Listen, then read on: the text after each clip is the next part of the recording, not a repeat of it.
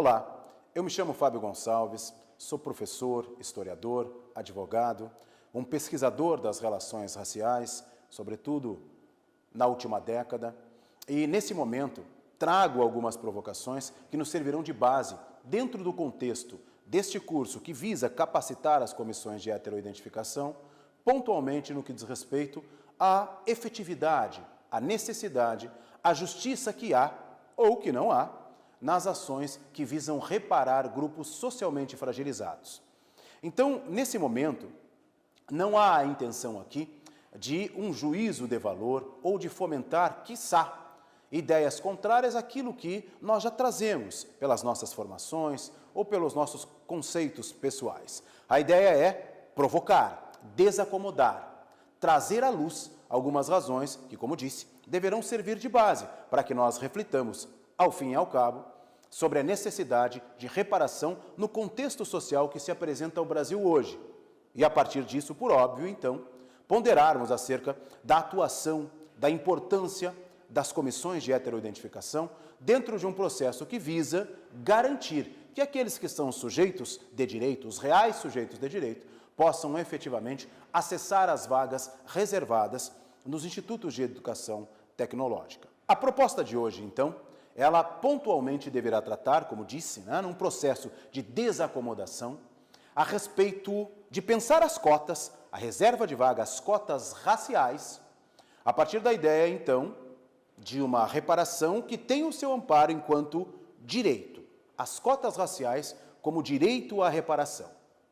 Partindo dessa ideia, e sempre que trato dessa temática, eu costumo abordar outras nuances, outros recortes da sociedade. Procuro ponderar acerca de outros grupos que até hoje são grupos fragilizados, para que nós possamos, num primeiro momento, criar um referencial comum acerca de como operam as discriminações desde sempre, sobretudo no Brasil, para que, ao fim, então, nós consigamos, aí dentro de um recorte racial, portanto, compreender se há justiça ou se não há justiça nos processos de reparação. Então, eu começo propondo que nós nos questionemos, desde o início da chegada do opressor, que nós chamamos de colonizador, na terra brasilis, me refiro, por óbvio, aos povos ibéricos que vieram para cá, especialmente na América Central e na América do Sul, mas prioritariamente tratando dos últimos 5 séculos. Vamos dar uma olhada em algumas imagens aqui. Quando eu penso em reparação, quando eu trato dessa temática no contexto social do Brasil, eu preciso ponderar justamente, identificar, na verdade, alguns grupos que ainda hoje me parecem, pelos dados estatísticos que nós nos amparamos, alijados. Antes mesmo de qualquer outro recorte ou de tratar qualquer outro grupo social, eu quero provocá-los acerca da questão do povo indígena. Vejam bem, os indígenas no Brasil hoje, a olhos vistos, ocupam paradoxalmente um lugar que nós chamamos de invisibilidade completa. Claro, resguardadas as características peculiares dos povos indígenas, o panorama que hoje se apresenta na sociedade difere, contrasta de maneira abissal se comparado àquilo que nós tínhamos, por exemplo, há 5 séculos atrás. Nós não encontramos hoje representatividade indígena com maior contundência em espaços de significância, em espaços de relevância. Se não, comparemos os dados. Há 500 anos atrás, segundo o que nos mostra essa imagem, nós tínhamos uma população indígena no Brasil, e eu poderia projetar esses dados para a América do Norte, América Central, para toda a América Latina, e esses dados agravariam ainda a nossa análise, mas no Brasil, há cerca de 5 séculos atrás, nós tínhamos aí alguns milhões, algo em torno de 5 a 6 milhões de povos indígenas habitando a terra brasilis. Quando o opressor aqui chega e detecta, com um poderio bélico muito mais avantajado, já tendo desenvolvido o militarismo de uma maneira muito mais contundente no ambiente do antigo continente, me refiro, por óbvio, à Europa, num momento histórico em que Portugal e Espanha eram potências, tanto que se lançam a desbravar os mares e chegam às Américas, Mas veja bem, naquele momento nós tínhamos milhões de indígenas na terra brasilis, no que hoje nós consideramos o Brasil, Se compararmos os dados de 5 séculos atrás para os dados de hoje, nós vamos observar que os indígenas aparecem cerceados em pequenas reservas, espalhados ao longo do Brasil, do sul ao norte, e foram reduzidos drasticamente a menos de 1 milhão. algo em torno de 900 mil indígenas, segundo os últimos dados registrados pelo Instituto Nacional de Educação, espalhados, aí como disse, cerceados em pequenas reservas, absolutamente tendo que lutar, quase que diuturnamente, por direitos muito básicos de sobrevivência, vinculados à dignidade e à sobrevivência. Se nós pararmos para analisar a condição dos indígenas no que diz respeito à representação em espaços de poder ou de relevância, nós vamos observar que essa situação se torna mais gravosa. Vejamos aqui, depois dessa imagem, como é que os indígenas estão espalhados ao longo do Brasil. Os lugares achurados, os lugares que estão marcados ali, demonstram a presença mais contundente de indígenas. Observemos que, quanto mais ao sul nós estivermos, menos será a presença dos indígenas. Nós temos hoje aí essas reservas resguardando lugares onde sobrevivem indígenas que acabaram sofrendo um processo que eu acabo nomeando nos meus escritos de genocídio. Não há outra palavra. Se nós analisarmos aí os milhões que haviam e os milhares que sobrevivem hoje, a duras penas, lutando diuturnamente por dignidade e por direitos, fica inconteste a ideia de que esse grupo social, esse povo, ele acabou sofrendo um processo genocida. E hoje se apresenta na sociedade brasileira de maneira paradoxal, enquanto um povo invisível, se nós analisarmos aí a efetiva presença, como disse, em espaços de poder e espaços de relevância. Seguindo, então, ainda, tratando dos grupos sociais que sofreram um processo de alijamento, de segregação, mas para nós sairmos, então, do recorte étnico, vamos analisar aqui o recorte de gênero, de uma maneira muito singela, muito sensível e contributiva, porque, por óbvio, enquanto homem, em que pese um homem negro, eu gozo de uma série de privilégios na circulação social no nosso país. Mas como aquele que contribui, e eu costumo sempre dizer, jamais saberei, é uma pena, o que é gestar uma vida nessa breve passagem, que perpasso hoje, nessa vivência, gostaria muito de fazê-lo, mas não tenho aqui as características que me possibilitem protagonizar sobre as agruras, sobre as dores da figura feminina. No entanto, como aquele que quer contribuir, eu me dou aqui ao luxo de perpassar uma análise sobre a figura da mulher, sobre a segregação, sobre o alijamento, que é imputado sobre a figura feminina ao longo de todos os tempos, para que nós possamos compreender também que, ao fim e ao cabo, na sociedade de hoje, a figura feminina segue sendo alijada, discriminada e sofrendo o maior volume de agruras. Eu digo que a figura feminina ainda representa, dentro de um contexto social, o flagelo da nossa sociedade, especialmente quando a mulher apresenta determinadas características muito bem delimitadas, pelas quais nós vamos perpassar aqui. Em tempos mais remotos, me remeto ao período medieval, e especialmente ambientado no antigo continente, na Europa, foram criadas aquilo que eu chamo de prisões femininas. Naquela época, no período medievo, a Europa era dominada, primeiro, pela Igreja. A Igreja tinha o poder de mando, uma instituição, e aqui sem fazer nenhum juízo de valor, mas uma instituição conhecida como Igreja Católica, trouxe para si o poder de intermediar a comunicação entre os homens e um ser supremo, que foi nomeado Deus, dentro de um ambiente em que a própria Igreja estava muito atrelada ao poder de mando estatal. Aqueles que dominavam determinadas regiões europeias no período medieval, que dominavam os feudos europeus, estavam intimamente aliados com a Igreja. Aquele que detinha o poder, o nobre, o rei que detinha o poder dentro do feudo, ele comandava tudo o que ali existia, inclusive o poderio bélico que garantia a sua segurança, mas a Igreja tinha um poder que nós chamávamos de poder temporal. A Igreja dominava a mente das pessoas muito através daquilo que nós entendemos como imposição do medo, porque a Igreja sagaz impunha ao saber popular que, se eles não cumprissem os preceitos da própria Igreja, eles seriam condenados a algo que hoje nós compreenderíamos como inferno ou a castigos sagazes. Portanto, a Igreja, num dado momento, que não permitia, por exemplo, o ingresso das mulheres dentro das suas estruturas, aliás, até hoje, nós sabemos, Na estrutura da Igreja, nós temos a figura de madres superiores, de abadesas, eventualmente, mas todas elas têm um poder diminuto se comparado a qualquer padre ou qualquer pároco dentro da estrutura hierárquica da Igreja, sobretudo da Igreja Católica. Mas já nesses tempos, há séculos atrás, me remeto aqui a 8, 9 séculos atrás, meados do período medieval, nós vamos ter a criação, como eu disse, de prisões femininas, e a essas prisões será dado o nome de conventos. Os conventos nada mais são do que uma invenção para que pudesse pudessem se colocar inúmeras mulheres que quisessem dedicar a sua vida, digamos assim, à igreja e ao contato com Deus, mas acabam se traduzindo triste e fatidicamente em ambientes a partir dos quais as mulheres sofreram violências exuberantes, qual seja do ponto de vista moral, do ponto de vista físico. Aliás, os objetos, instrumentos de tortura são criados nesse momento, prioritariamente otimizados para impor ao flagelo feminino, à mulher, desprazeres, dores e sofrimentos impensáveis hoje. Uma mera consulta nos instrumentos de violência física, de violência corpórea, vai demonstrar que o ambiente medieval justamente nos traz essa ideia da criação do sofrimento e o desenvolvimento nestes conventos sobre a figura feminina desses instrumentos de tortura. Portanto, nós temos notícias, isso é documentado, historiograficamente documentado. Naquela época, os párocos, os membros da igreja faziam excursões, perpassando conventos ao longo dos tempos, numa espécie de Olimpíadas, para torturar mulheres em diferentes regiões do continente europeu, e a tortura aproximaria a figura feminina, diziam eles, da figura de Deus. O sofrimento, o flagelo, levaria então a figura feminina à proximidade de Deus. Sofrimentos de todas as ordens, impensáveis. Essa figura retrata um pouco isso, a figura de uma mulher suspensa num instrumento de tortura daquela época, mas nós poderíamos tratar de muitas outras questões. O importante é pontuar aqui que desde tenro tempo, há séculos atrás, há mais de um milênio inclusive, e poderíamos analisar desde o período pré-histórico, aliás, dos períodos históricos, o único momento em que a mulher, sobretudo a mulher que se desenquadra dos padrões sociais, a mulher mais gorda,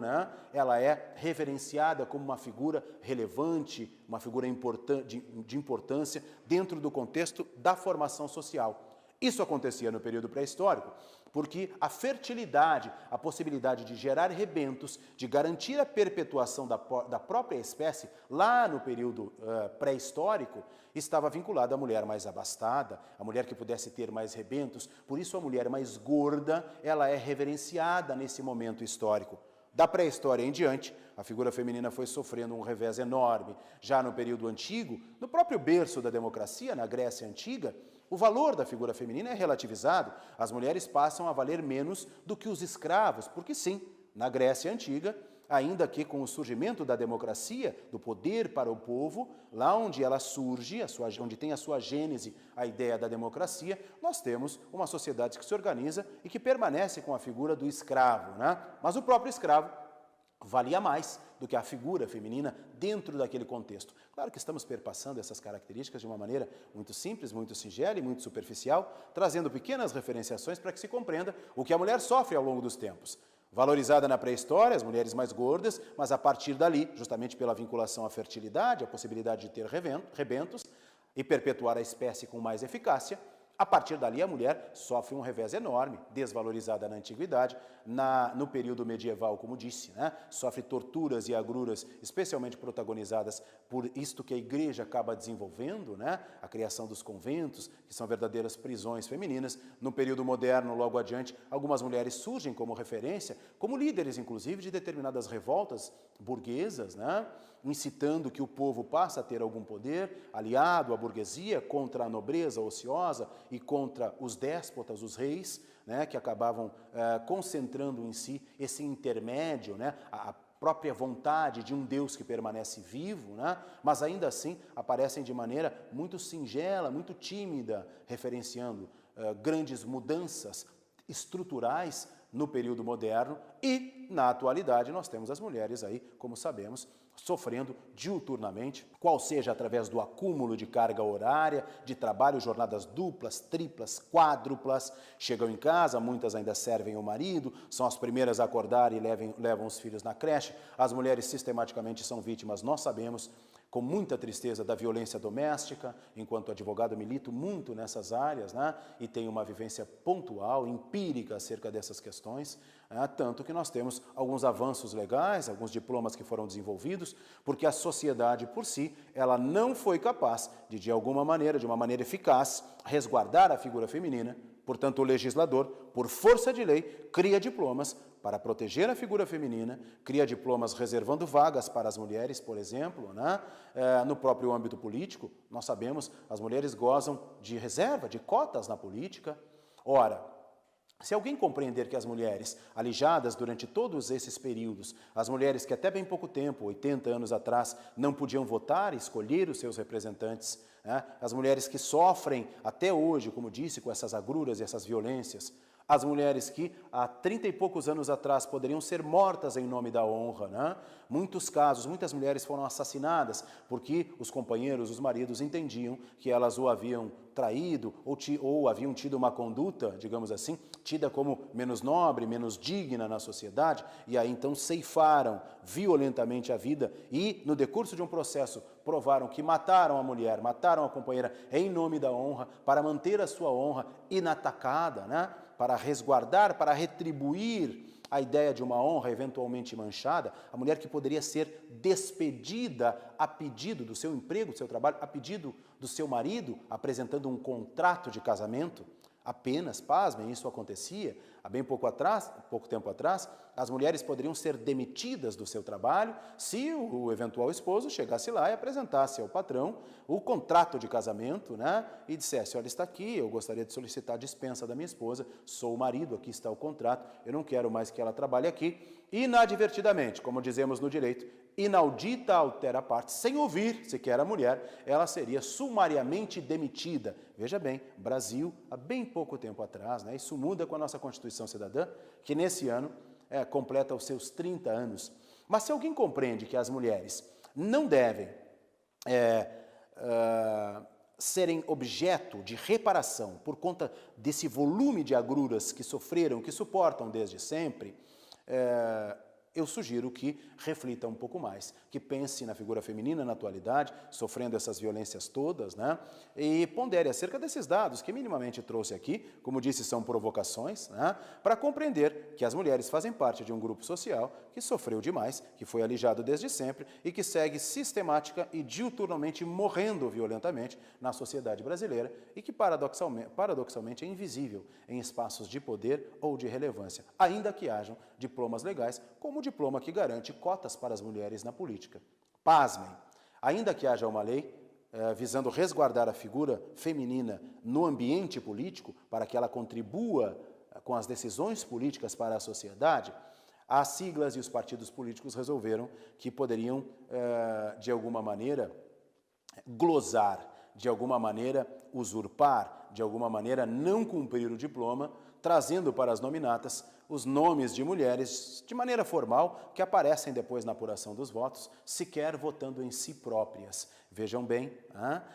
como a sociedade brasileira é nociva, como ela sempre encontra um jeito de reproduzir esse sistema sagaz que acaba alijando determinados grupos sociais muito bem definidos. Poderia fazer essa análise também sobre os indígenas, que tratamos agora há pouco. Os indígenas gozam de diplomas que garantem, por exemplo, minimamente uma possibilidade de inserção de maneira mais digna e representativa na sociedade. Os indígenas gozam de reservas de vagas para alguns concursos, para ingresso em algumas instituições de educação superior. Alguém não consegue perceber o genocídio por que passaram os indígenas e não conseguem perceber a justiça que há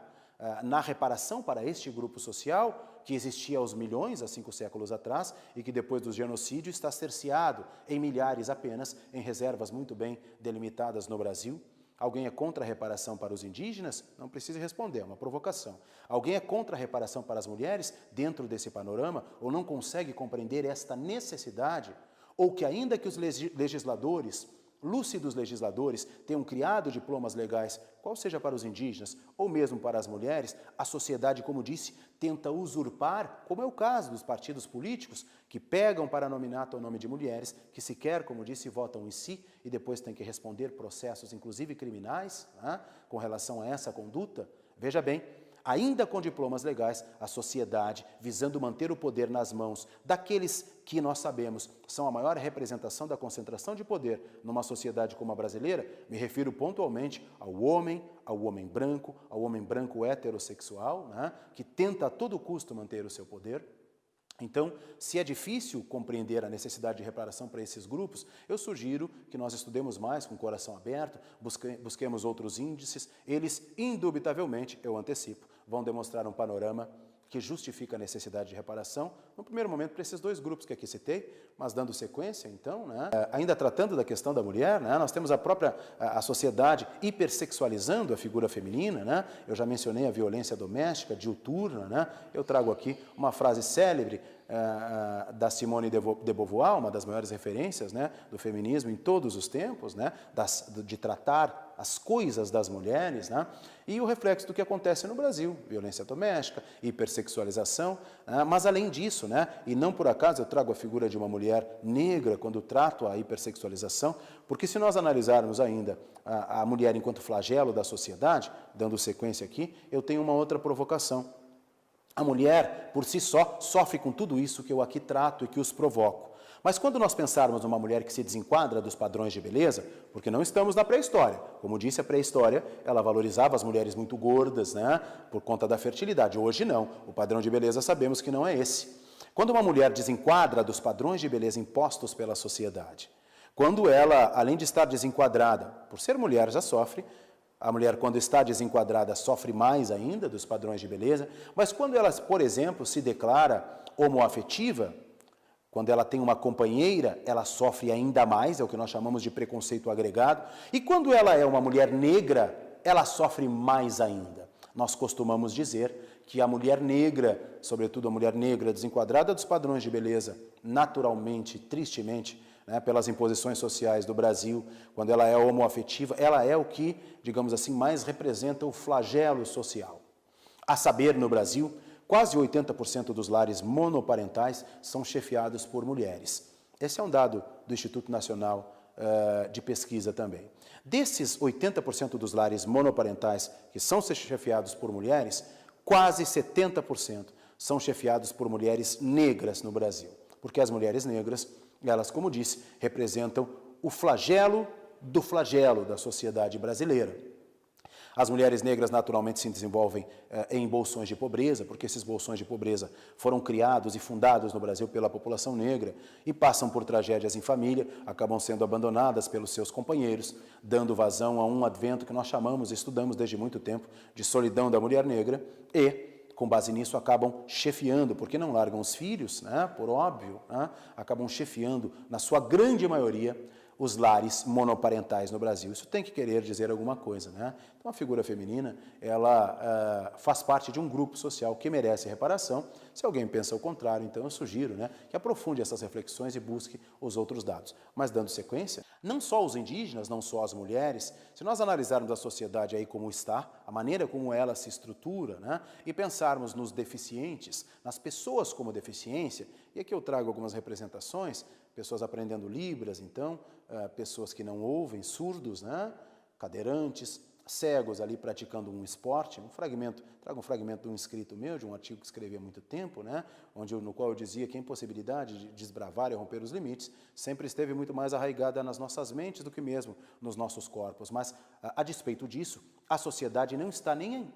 perto de estar preparada para recepcionar e desenvolver de maneira digna a vida dessas pessoas portadoras de deficiência, né? A saber, no Brasil,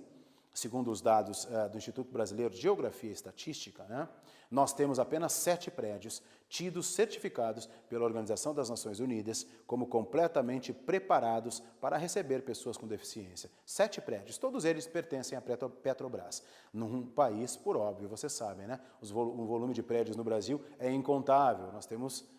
quadrilhões de prédios, mas nós temos 7 apenas completamente adaptados. Isso tem que querer dizer alguma coisa sobre a maneira como nós tratamos estas pessoas que têm alguma deficiência, que têm tantos direitos e merecem tanta dignidade quanto qualquer outra pessoa que aparentemente não tenha nenhum tipo de deficiência física. Mas, em que pese a deficiência física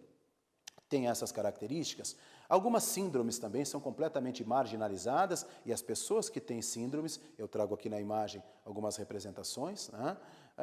Pessoas com síndrome como síndrome de Down e tantas outras nuances, né, das síndromes que existem, que eu sei que não são doenças, né, mas estas síndromes também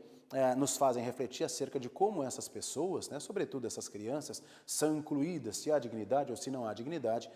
na sociedade brasileira, no que diz respeito à inclusão com respeito para essas pessoas, qual seja com deficiências ou pessoas que apresentem síndromes nos seus mais diversos níveis. E é óbvio, né? Paradoxalmente também, são grupos muito expressivos que não aparecem em espaços de poder quaisquer ou espaços de relevância na sociedade brasileira. Ainda que nós queiramos analisar a política, o ambiente político, onde estão os indígenas,